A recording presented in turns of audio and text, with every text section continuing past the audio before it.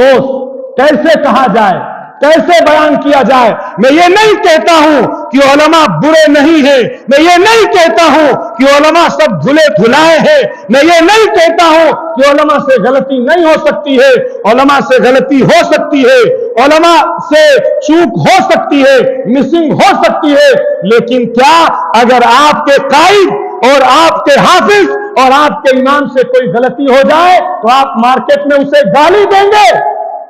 आप मार्केट में उसके ऊपर कीचड़ उछालेंगे, आप दुनिया के सामने खड़े होकर उस मौलाना को और इस इमाम को दागदार करेंगे, उसके दामन पर कीचड़ उछालेंगे और उसके बाद कहेंगे कि साहब इस्लाम जिंदाबाद। आपकी जबान को यह जेब नहीं देता है कि आप किसी उलमा की शान में गुस्ताखी करें। ठीक है, हम बुरे हैं, खुदा हमसे पूछेगा, लेकिन आप अगर उसको बाजार में चर्चा